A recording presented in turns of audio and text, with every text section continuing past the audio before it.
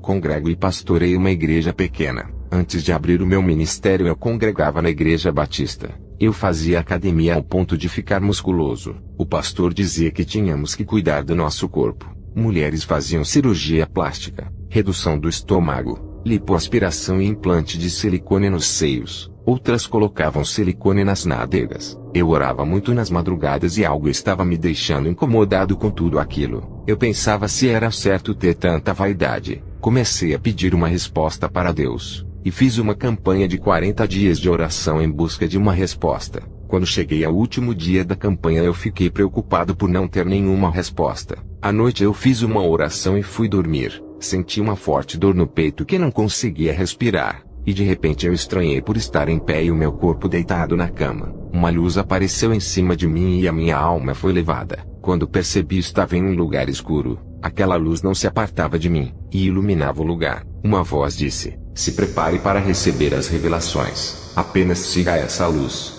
O primeiro lugar que essa luz me levou foi onde eu vi uma placa escrita idolatria. E o que me assustou foi que nenhuma alma que estava ali era adoradora de imagens católicas. Eram cristãos adoradores de placas de igreja.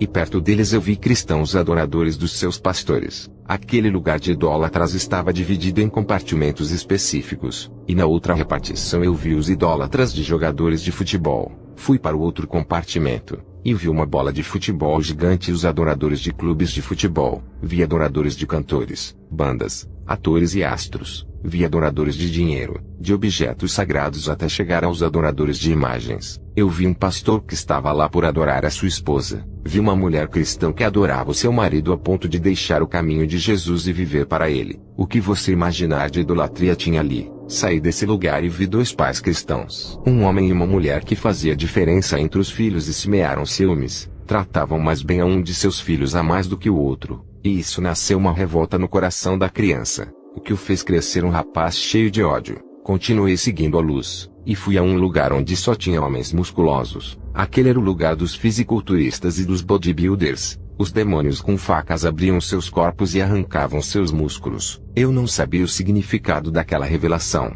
Uma voz me disse: "Eles nasceram à minha imagem, mas preferiram ter a imagem deformada de Satanás." Continuei a caminhar e vi mulheres que colocaram silicones nos seios, nádegas, braços e rostos. Os demônios as chamavam de suas bonecas porque tinham colocado muitos plásticos dentro de seus corpos. Os demônios as serravam para tirar todo aquele silicone de dentro. Os demônios diziam: "Esses silicones são nossos, e vamos tirá-los dos seus corpos, nossas mulheres de plásticos." Mulheres que fizeram lipoaspiração, redução de estômago, cirurgia plástica no rosto.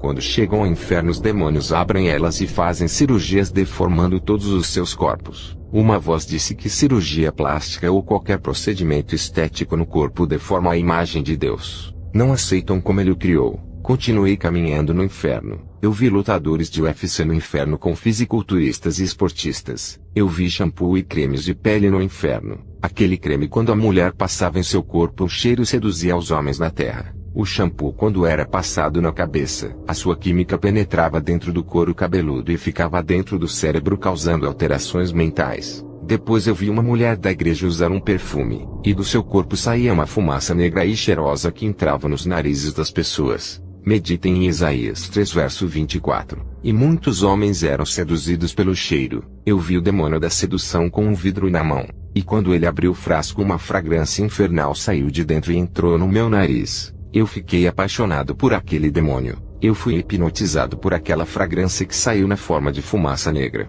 Mas logo a luz que estava perto de mim destruiu o efeito hipnótico. No inferno está cheio de perfumes da sedução. Eu vi mulheres cristãs da igreja que depilavam as pernas e vestiam saias curtas para mostrarem a sua sensualidade. Os demônios arrancavam as carnes das suas pernas. Eu vi uma moça que tirava a sobrancelha. Os demônios arrancavam seus olhos. Uma mulher que tira as suas sobrancelhas muda a sua aparência. E a voz dizia para mim: "Ela mudou a minha imagem nela." Eu vi homens cristãos que tiravam as sobrancelhas e depilavam os peitos e as pernas. Um demônio afeminado apareceu e disse: "Fizeste a minha vontade lá na terra." E atormentava esses homens. Eu fui ao lugar onde vi pastores que eram homens de Deus mas se desviaram. Eles começaram pregando a verdade e terminaram as suas vidas pregando a mentira. Para não perderem os membros, mudaram a doutrina. Eles fizeram vistas grossas para o pecado e estão no inferno. A luz me levou a uma parte do inferno. Eu vi urnas eletrônicas de eleições. As urnas estavam cheias de votos de um candidato. Todas as urnas tinham as suas fotos. Uma voz disse: todas as urnas são fraudadas. Somente aqueles que fazem pactos são os que ganham as eleições. Satanás já elegeu quem vai governar essa nação. Eu olhei para as urnas e vi a foto de George W. Bush. 2 anos depois do meu arrebatamento ele foi eleito. Uma voz me disse: diga para a igreja não fazer protestos contra os governadores, por mais injustos que sejam. A rebelião vem de Satanás e é pecado de feitiçaria. Diga para a igreja somente orar pelos governadores. Não quero que os meus servos sejam políticos. O governo afasta os meus servos de mim e corrompe os seus corações. Os meus discípulos renunciaram ao mundo e não fizeram parte do governo. A política é o engano de Satanás, onde ele controla todos os projetos e leis.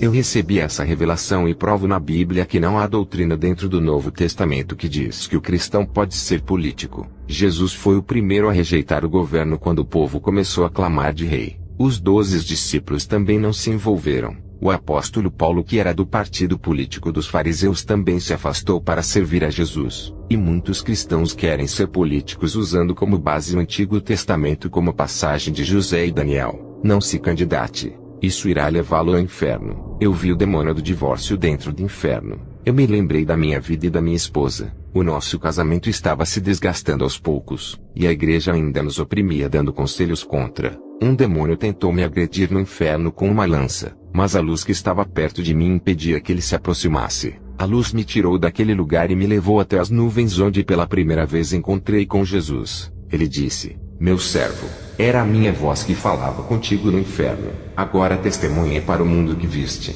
Estou lhe ungindo como o meu pastor. Acerte a sua vida conjugal com a sua esposa e faça a minha obra.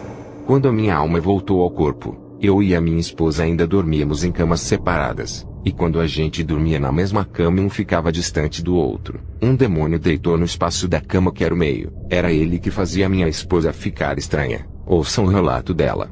Eu, como a esposa dele, vi esse demônio perto de mim e do meu esposo Aldo. O nosso lar estava carregado porque a gente não estava se entendendo. Eu vi um demônio grudado no teto da casa e outro dentro do banheiro. O Espírito Santo tocou no meu coração para pedir perdão ao meu esposo e reconciliar, mas isso não foi o suficiente para afastar os demônios de nossa casa. Eu dormia de short e sutiã, e o meu esposo dormia de short e ficava sem camisa. Um demônio invadiu o nosso quarto, e nós dois tínhamos pesadelos. Fomos obrigados a dormir bem vestidos e nunca mais o demônio apareceu. Se você dorme quase nu, nem adianta fazer oração, porque Deus é santo e se envergonha da sua nudez. Roupas que para você é normal, mas para Deus é nudez. Eu e o meu esposo fizemos as pazes. Aquele pecado me consumia de ter ofendido ele. Eu tinha que esclarecer o mal-entendido e falar a verdade sobre o planejamento do divórcio que ele não sabia. O nosso casamento ainda tinha as marcas da desconfiança do passado.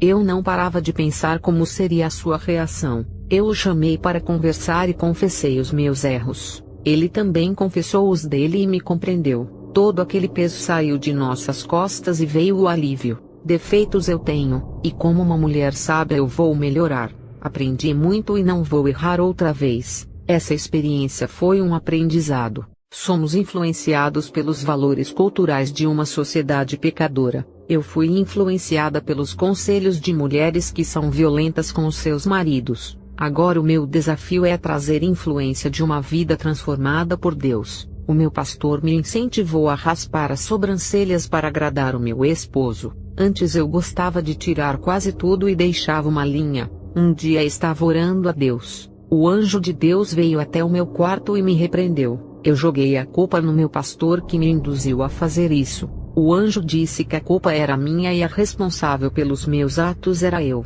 O meu pastor não me obrigou e nem pegou a navalha das minhas mãos para tirar as sobrancelhas. O anjo disse: independentemente do pecado que venha praticar porque o pastor disse que não é pecado, saiba que o pastor não pode viver a sua vida e nem respirar por você. Ele não vai ser o seu advogado quando estiver diante do trono branco no juízo final. Ele não pode carregar as suas tristezas e nem sentir as suas dores quando estiver em provações. Jesus é o dono da sua vida. É melhor obedecer a Deus do que aos homens.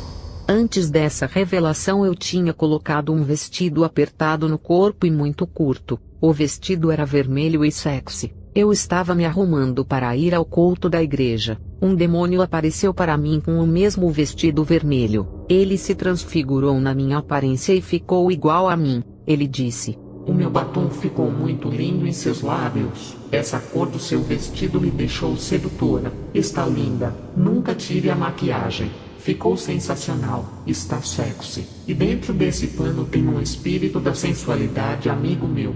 Eu dei um grito e o demônio desapareceu. O meu esposo correu até a mim para saber o que havia acontecido. Eu falei para ele o acontecido e ele disse que já tinha falado para eu renunciar à vaidade, porém eu não tinha forças. Fomos para a igreja e eu não tirei o vestido, e quando eu passava na rua todos os homens paravam e olhavam para mim. Eles pareciam hipnotizados. Isso nunca tinha acontecido comigo. Era a primeira vez que usava aquela roupa e parecia que lançava encantamentos por onde eu passava. Eu sentia a sensação do poder e de rainha pela primeira vez. Quando cheguei a casa mesmo com o coração cortado, eu disse que iria dar o meu vestido. O meu esposo disse para eu queimar, pois o mal que não queria para mim não era para dar para os outros. Quando joguei aquele vestido no fogo, eu vi um demônio saindo de dentro dele. Era o espírito de sedução que possui qualquer mulher que veste ele. Aquela sensação que eu sentia de uma mulher poderosa era a sensualidade. Quando eu consegui renunciar à vaidade, o meu esposo abriu o ministério próprio por causa do liberalismo do nosso pastor. Eu já estava recebendo revelações quando orava. Eu larguei da vaidade, mas o meu guarda-roupa estava armazenado de toda a roupa mundana. O Senhor disse: "Vai ao seu guarda-roupa." Eu fui. Ele disse: "Tu, minha serva, diz que se libertou da vaidade e da sensualidade." Eu respondi: "Senhor, eu me visto bem, cubro as minhas vergonhas." Jesus disse: "Todas as lembranças do passado estão na sua casa. Ainda não esqueceu o seu passado. Satanás traz o passado de volta para sua mente. Alimenta os seus desejos e tu sentes saudades. Não se esqueceste da velha criatura. Não se desfez ainda dessas coisas. Isso não me agrada. Tu ainda guarda roupas sensuais e biquínis em seu guarda-roupa. Brincos, batons, pulseiras, colares e mini-saias estão guardados. Tu ainda estás ligada com o mundo. Os demônios vão lutar contra a sua fraqueza. Não abandonou o mundo completamente. O que adianta não usar e guardar? Tu ainda tem o seu coração nessas coisas. Eu irei julgar os seus corações. A minha palavra diz que as coisas velhas se passaram e eis que tudo se fez novo. Tu precisas renascer em uma nova criatura e se desligar desse mundo. Se santifica mais se queres morar no céu." Eu citei o nome da irmã Dolores, que se vestia bem e colocava vestidos largos parecendo uma muçulmana. Eu disse: "Senhor, ela é uma grande serva de Deus." O Senhor me respondeu: "Ela vive de aparência serva, tem grande amargura em seu coração e guarda um profundo ódio do seu esposo que a abandonou. As suas vestimentas encobrem a realidade dessa mulher. Nem tudo que brilha é ouro." Eu fiquei assustada com essa revelação que o Senhor me passou. O Senhor me revelou vários nomes de indústrias de roupas satânicas que fazem pactos com Satanás para venderem ao mundo todo. Os panos eram consagrados, e uma legião maligna entrava naquelas roupas. Os panos tinham uma força maligna que convencia qualquer pessoa para comprar, e o sucesso de vendas trazia grandes lucros para o dono. Essas roupas consagradas hipnotizavam as pessoas para comprar. O meu vestido vermelho que eu queimei foi consagrado. O Senhor Jesus me mostrou o dono da indústria cortando a mão e derramando seu sangue na hora da coloração do meu vestido. Eu e meu esposo somos felizes. O nosso casamento é como um jardim cultivado com o passar do tempo. Tudo o que fazemos comunicamos um com o outro. Essa foi a experiência da minha esposa junto com o meu arrebatamento ao inferno de fogo. Evitei falar de assuntos de trabalho, estudo e projetos de vida. Passei a conversar sobre nós dois e marcamos um dia para viajarmos para outros lugares. Comemoramos os nossos 3 anos de casamento e convidamos a igreja para participar. Datas de aniversário nunca mais esquecemos e marcamos para almoçarmos no restaurante.